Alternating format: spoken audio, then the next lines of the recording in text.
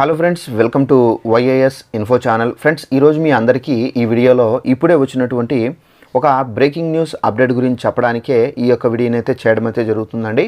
So ఆ breaking news update ఏంటంటే మన యొక్క ఏపీ రాష్ట్ర వ్యాప్తంగా మనకేంటంటే ఓటర్ ఐడి కార్డులు ఎవరైతే కలిగి ఉంటారో వీళ్ళందరికీ సంబంధించి మన యొక్క ఏపీ ఎన్నికల కమిషన్ అయితే అదిరిపోయే శుభవార్తలు అయితే ప్రకటించారండి. అయితే ఆ శుభవార్తలు ఏంటి, దానికి సంబంధించి పూర్తి వివరాలు మీకు ఈ వీడియోలో ఎక్స్ప్లెయిన్ అయితే చేస్తాను. ఈ వీడియో మీకు నచ్చినట్లయితే తప్పనిసరిగా మీరు చేయవలసింది లైక్ చేసుకోండి. అలాగే మన ఛానల్ను సబ్స్క్రైబ్ చేసుకోకుండా చాలామంది ఏంటంటే వీడియోలు చూస్తూ ఉన్నారు. సో తప్పనిసరిగా ఛానల్ చూస్తున్న వాళ్ళు వెంటనే ఛానల్ను సబ్స్క్రైబ్ చేసుకొని పక్కన ఉన్నటువంటి గంట సింబల్ పైన క్లిక్ చేసి ఆల్ అనే ఆప్షన్ పైన మీరు యాక్టివేషన్ అనేది చేసుకోండి. సో ఈ విధంగా మీరు చేసినట్లయితే మీ మొబైల్లో నోటిఫికేషన్ అయితే వస్తుంది. మనం ఎప్పుడైనా వీడియో పెట్టినా కానీ ఫర్దర్ అప్డేట్స్ మీరు నోటిఫికేషన్ ద్వారా అయితే తెలుసుకుంటూ ఉండొచ్చండి. ఇక ఆ వివరాల్లోకి అయితే వెళ్దాము. మన యొక్క ఏపీ రాష్ట్ర వ్యాప్తంగా మనకేంటంటే ఎన్నికల కమిషన్ అయితే కొన్ని కొత్త శుభవార్తలు అయితే చెప్పారండి. అయితే ఇప్పుడు మనకు ఎలక్షన్స్కి సంబంధించి మనకు ఈ శుభవార్తలు అయితే వర్తించబోతున్నాయి.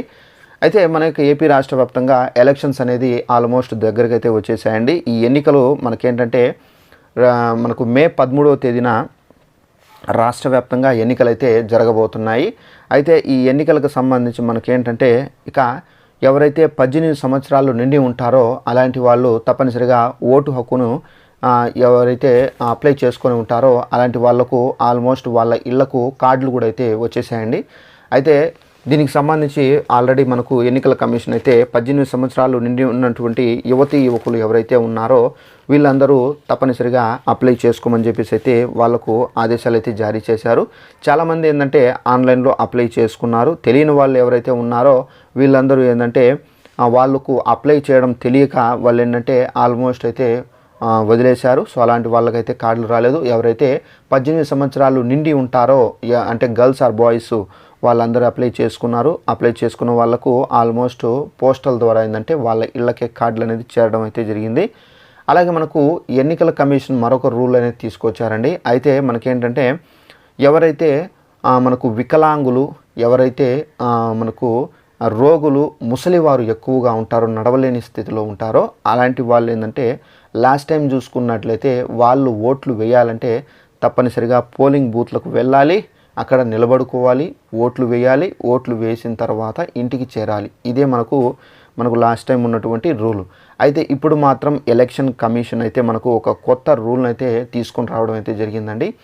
ఎవరైతే ముసలివారు, రోగులు, మనకు కిడ్నీ వ్యాధిగ్రస్తులు, డయాలసిస్ బాధితులు, మనకు తలసేమియా, అలాగే మనకు ఎవరైతే ముసలివారు, సో ఇలాంటి వాళ్ళు ఎవరైతే ఉన్నారో లేవలేని పరిస్థితుల్లో, నిలబడలేని పరిస్థితుల్లో, మోకాళ్ళ నొప్పితో బాధపడుతూ ఉంటారో అలాంటి వాళ్ళు మీరు ఓట్లు వేయడానికి అయితే మీరు వెళ్ళాల్సిన అవసరం అయితే లేదండి.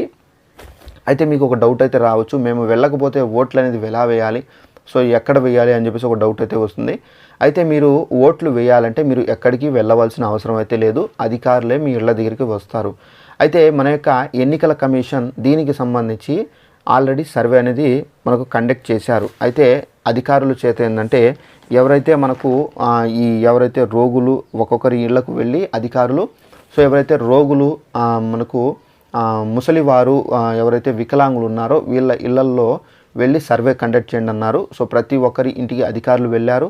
అధికారులు వెళ్ళి వాళ్ళ ఇళ్లల్లో రోగులు ఉన్నారా, అలాగే మనకు ఎవరైతే వికలాంగులు ఉన్నారా అని చెప్పేసి సర్వేలో కండక్ట్ చేసి వాళ్ళకు సంబంధించి పూర్తి ఇన్ఫర్మేషన్ అయితే గ్యాదర్ చేశారు. సో గ్యాదర్ చేసిన తర్వాత ఈ ఇన్ఫర్మేషన్ మనకేంటంటే ఎన్నికల కమిషన్కి అయితే సబ్మిట్ చేయడం అయితే జరిగింది. సో ఎవరైతే ఈ విధంగా సబ్మిట్ చేసి ఉంటారో అంటే అధికారులు సబ్మిట్ చేసినటువంటి ఈ లిస్టును పరిగణనలు తీసుకొని మన యొక్క ఎన్నికల కమిషను సో ఎవరైతే అలాంటి వాళ్ళు ఉన్నారో వాళ్ళ దగ్గరకు డైరెక్ట్గా అధికారులు వెళ్ళి ఓట్లు అనేది రిసీవ్ చేసుకోవాలి. అంటే వాళ్ళు పోలింగ్ బూత్కి రారు, వాళ్ళే డైరెక్ట్గా వెళ్ళి వాళ్ళ దగ్గర ఏంటంటే ఒక స్లిప్ అనేది ఇచ్చుంటారు. సో ఆ స్లిప్లో ఏంటంటే వాళ్ళకి సంబంధించినటువంటి అంటే వాళ్ళకి ఏదైతే పార్టీ ఇష్టం పడతారో సో ఆ పార్టీకి సంబంధించి ఓట్లు అనేది వేయించుకొని వాళ్ళే డైరెక్ట్గా అయితే రావాలి. అయితే ఇది మనకేంటంటే పార్టీలో ఉన్నటువంటి అధికారులకు ఇస్తారా అని చెప్పేసి ఒక డౌట్ అయితే రావచ్చు.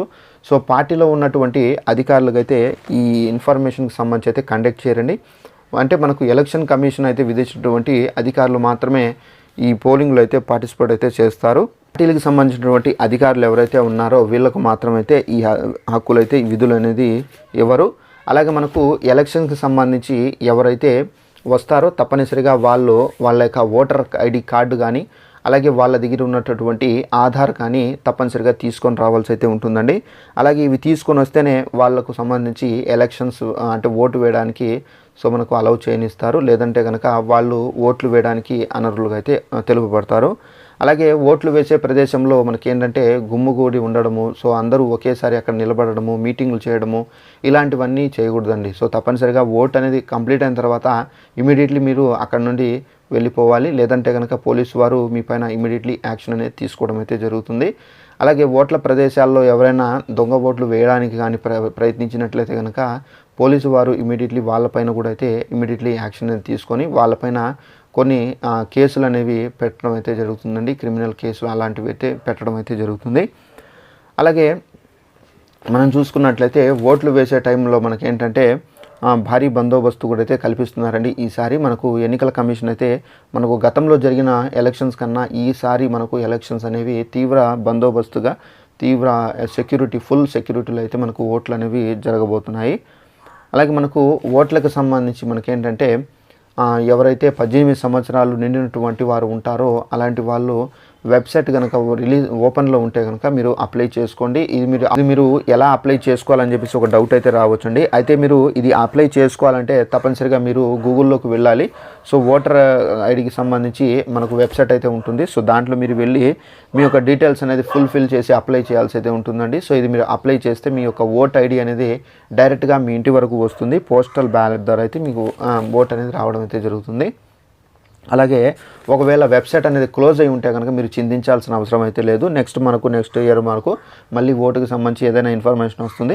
దాంట్లో మీకు అయితే కంప్లీట్గా అయితే తెలియజేస్తూ ఉంటాను. మనకు ఈ ఓట్లకు సంబంధించి మనకేంటంటే ముందు నార్మల్గా ఓల్డ్ కార్డ్స్ అనేవి ఇచ్చారండి. ఇప్పుడు మనకేంటంటే డిజిటల్ కార్డ్ అనేది ప్రింట్ అయ్యి మన ఇళ్ళకైతే వస్తుంది. ఈ డిజిటల్ కార్డులు మీరు పొందాలంటే కనుక తప్పనిసరిగా మీరు మనకు ఏంటంటే ఆన్లైన్ మనకు అక్కడ ఆప్షన్ ఉంటుంది. ఆప్షన్ ద్వారా మనం అయితే పొందాల్సి అయితే ఉంటుంది.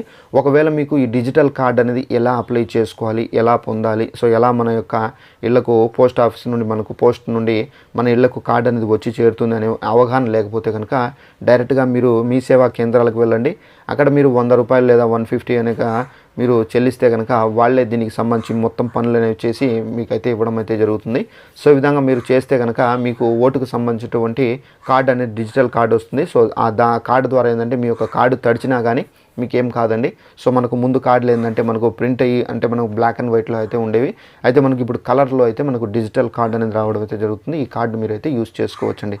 ఇదండి మనకు ఉన్నటువంటి ఇన్ఫర్మేషన్. ఈ వీడియో మీకు నచ్చినట్లయితే కనుక తప్పనిసరిగా లైక్ చేసుకోండి. ఇలాంటి ఇన్ఫర్మేషన్ మీరు తెలుసుకోవాలంటే తప్పనిసరిగా మన ఛానల్ను సబ్స్క్రైబ్ చేసుకొని తప్పనిసరిగా మీరు బెల్ ఐకాన్ క్లిక్ చేసి యాక్టివేషన్ చేసుకోండి.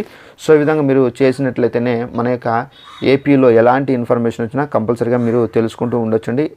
Thanks for watching this video. All the best.